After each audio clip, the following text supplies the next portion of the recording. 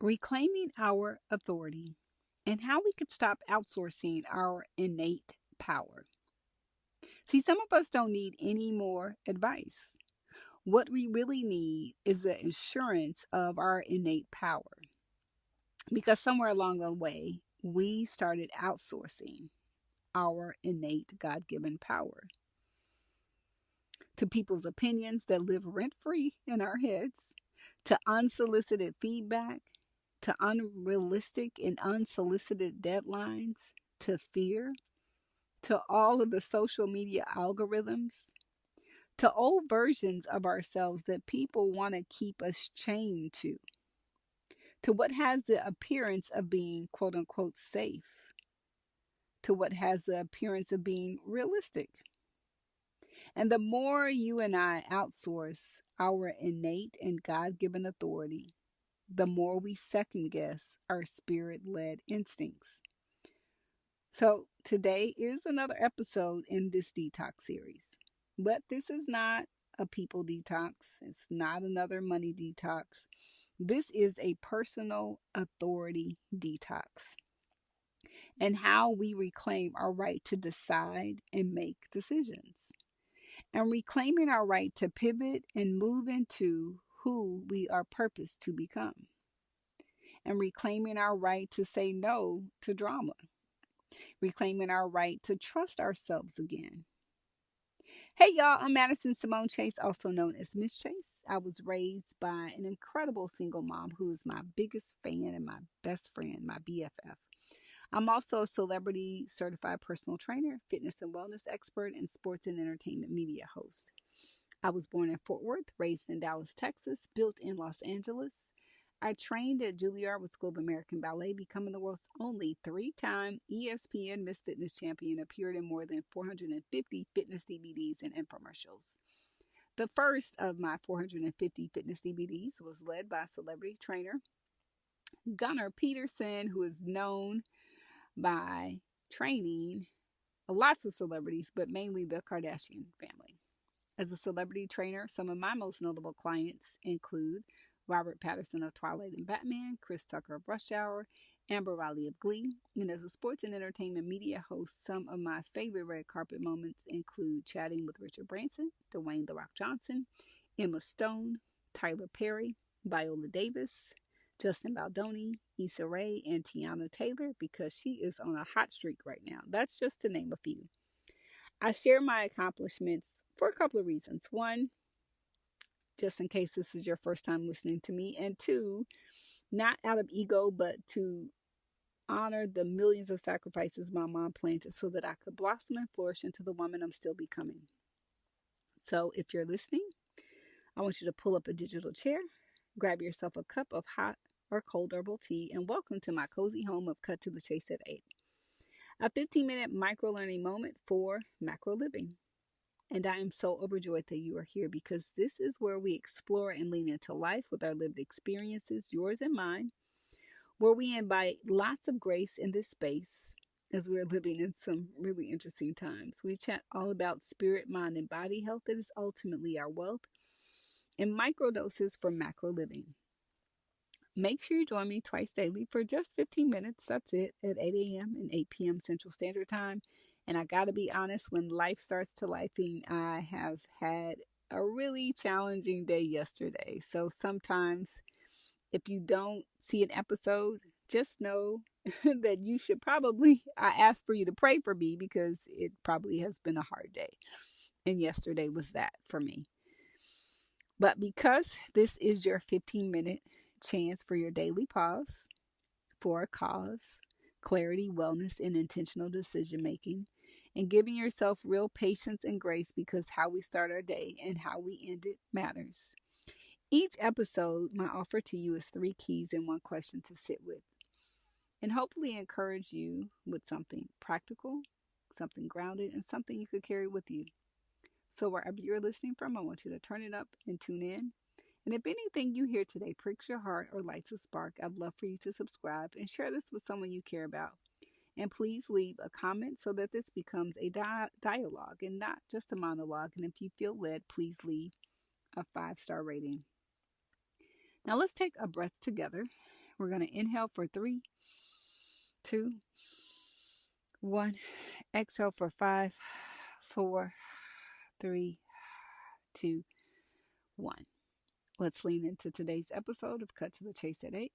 Let's cut the noise, let's get clear, and let's get ready, set, let's grow and go and be great.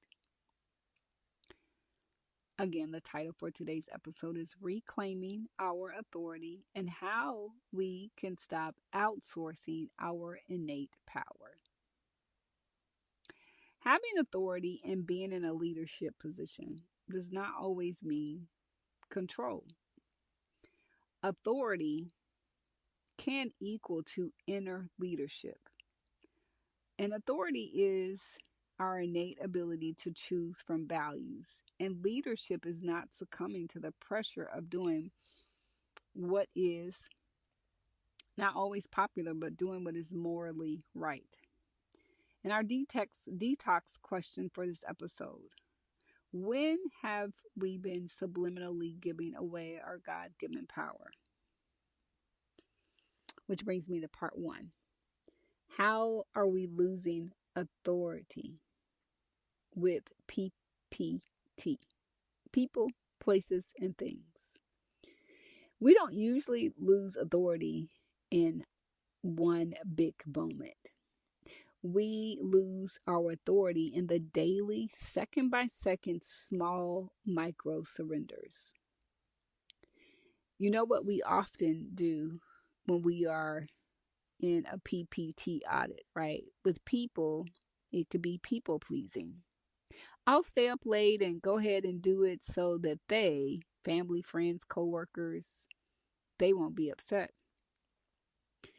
PPT audit with a place that is the table. We often are over explaining when and where it is. Like, let me perform for you and convince you that I'm allowed and I'm supposed to be at this table and have a seat at the table. I recently experienced this. This PPT audit with the thing of performing. Let me be who you expect me to be so that I could be accepted. The PPT thing of waiting.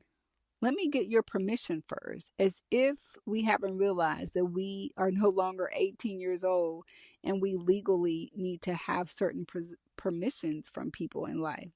But we still dysfunctionally think we have to ask.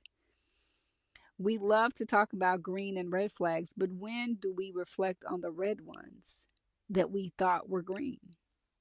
A time in the season with a person that we ignored our gut that told us something was not quite right, and we somehow paid for it later. A time we verbally said yes while our body was saying no with the tight shoulders and clenched teeth. A time we knew it was time to shift but stayed to avoid reactions because we were more comfortable with closing our fists instead of opening our hands to release the thing we needed to release. Our innate God-given authority begins when we end seeking other people's approval, which brings me to part 2. Our God-given authority requires a nervous system that feels safe, stable, and supported. And a dysregulated, dysfunctional nervous system will have us on an insatiable appetite to constantly outsource our authority. So let's lean in, and here is what's happening. Sometimes when we're anxious, we ask too many people and start sharing with all of the board members that are seated at your life about what we already know to be innately true. And then when we're triggered, it is only natural to want to seek certainty. And then when we're overwhelmed, it's super easy to get in the habit of following urgency instead of sitting alone in silence to see what that wisdom is. And it's always been there. We just don't trust it because we don't have practice. A decision we make when we're in panic mode versus a decision we make when our spirit, mind, and body is at peace and sitting still. And there have been moments when we realize urgency is not alignment. but we haven't been still enough to notice. When we regulate our nervous system and lock and anchor in on our purpose, we restore our discernment. Which brings me to part 3. Authority is stewardship. And that stewardship is your spirit plus your boundaries plus your identity. So reclaiming our authority is a Holy Spirit-led practice, and it should be practiced. So the question we got to ask ourselves is, what are my values? Not your goals, but your values. And what do you stand for? And what and who do you really believe in? And if we are to take a look at the people, places, and things in your actual life that shows up in your bank account, and the things that you spend things on, the things that you spend money on, the things that you spend time on, and look at the forest for the trees, what would you see? And what in this season of your life are you no longer willing to negotiate on? And what and who has access to you that you may need to reconsider? And what and who do you find yourself keeping the peace with, but losing and sacrificing yourself? And what are some big and small boundaries that you've set that changed everything? And when was that moment that you and I stopped explaining ourselves and started deciding that you valued your own opinion for yourself over theirs? And here's the thing, we can be kind and we could still be crystal clear. So let's lean into this practical reset. And these are simple weekly actions that you could do. Number 1, let's lean into creating an authority audit. Let's write down where we've been outsourcing our power, our decisions, our money, our savings, relationships, family, friends, romantic relationships, business relationships, our time, and our identities. Number 2, one micro boundary. Choose one micro boundary that returns your authority to you. Your immediate response time, your constant availability, allowing people who are priorities constant access, when really they should just be an option. And let's normalize not explaining ourselves twice. Number 3, one decision from your purpose-driven values. Make one decision this week from those purpose-driven values that is rooted in your faith and not your fear. Number 4, one permission slip sentence. Say it out loud. I am allowed to change my mind as often as I like. I am rooted and grounded in my Holy Spirit. I don't need a committee of consensus reports to be correct. And my no is my no, and it is complete.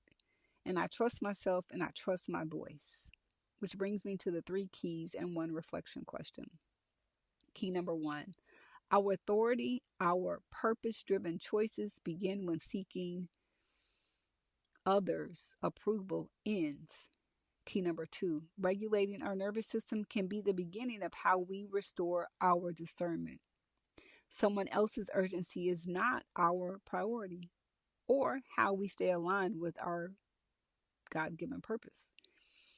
Key number 3, creating healthy boundaries with family, friends, and coworkers are non-negotiable in how our authority lives in real time in our lives. The 1 reflection question, where are we still asking for permission from people to be who we are already called to be? And what 1 micro boundary or micro decision that you're going to choose daily to help you reclaim your purpose-driven authority this week starting today? So before you go, I just want to say thank you from the bottom of my heart. And it has truly been an honor and a pleasure sharing this time with you. And thank you for continuing to give yourself grace in this space with me today. I'm genuinely thankful you chose to step into this cozy digital home with me. So before you head out, Let's quickly revisit our three keys and one reflection question from today's episode. Our authority, our purpose driven choices begins when we stop seeking others' approval. That's key number one. Key number two, regulating our nervous system can be the beginning of how we restore our discernment and allowing someone else's urgency to not be your priority. Key number three, creating healthy boundaries with family, friends, and coworkers are non negotiable in how our authority lives in real time in our lives. Our reflection question for today: where are you still asking permission from people to be who you are already called to be? And that one micro boundary or micro decision that you're going to choose daily to help reclaim your purpose driven authority this week. So, if today's episode offered you clarity, insight, or even a pause for a cause you didn't know you needed, if there's anything that I shared that pricked your heart or lit a spark, I'd love for you to subscribe. Share this podcast with someone you care about. Leave a 5-star rating if you feel led, and please leave a comment so that this becomes a dialogue and not a monologue, because it'll help this space to grow and reach others who may need it. And before we close, I just want to extend a gentle invitation. If you've been listening consistently, sharing consistently, and reflecting deeply, or feel called to move beyond just listening into a community of like-minded people, I'd love for you to consider becoming a C3 founding member, a Cut to the Chase Champion Circle member. It's a foundational membership community for those who want to build, grow, and heal with like-minded people. And that group of people will help shape this space into what it will become. And I'd be honored to have you be a part of that.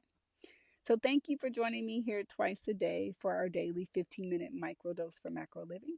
Now let's close with one breath together. Inhale for 3, 2, 1.